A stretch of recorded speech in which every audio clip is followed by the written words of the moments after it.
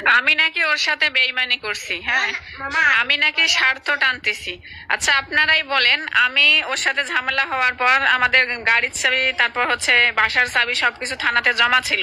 আমি এখন পর্যন্ত আমি বসে আছি, সে আসবে, যে কোনো একটা কিছু সমাধান হবে, তারপর আমরা এক হব, তারপর আমরা সেগুলো ফেরত নেব।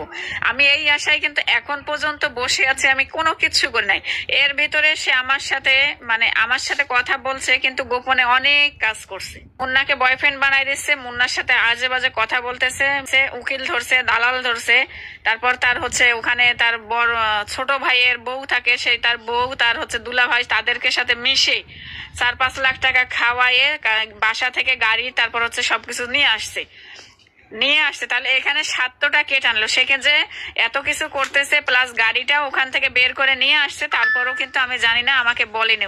আমি 2 দিন পরে টিকটক ভিডিও দেখলাম আর বুঝলাম যে গাড়ি ওর কাছে, ও সবকিছু নিয়ে গেছে। হ্যাঁ, কথা বলে সমাধান করতো, তাহলে তার 1 টাকাও কিন্তু লাগতো না। আসলে সে আমার সাথে সমাধান করতে চায়নি, সে টাকার পাওয়ার দেখিয়ে তার জিনিস সে নিয়ে গেছে। মিথ্যা মিথ্যা মুন্নার সাথে ব্লেম দিয়ে রাগারাগি করে এখন সে আমাকে ডিভোর্স দিতে যাচ্ছে। ঠিক আছে, অলরেডি কাগজটা আমাকে পাঠিয়ে দিছে, যেটা দিয়ে মানে নিকা নামা না কি লেখে, সেটাও লিখে আমাকে পাঠিয়ে দিছে। তো আফসোস করব না, যেহেতু নিজের ভুল এটা, তো আমি সবকিছুই আপনারই দিলাম ফি আমানিল্লাহ। যদি আমার কপালে থাকে, আল্লাহ একদিন আমাকে দিবে। আর আপনি যদি আমার সাথে বেইমানি করে থাকেন, তাহলে একদিন আপনি ধ্বংস হয়ে যাবেন।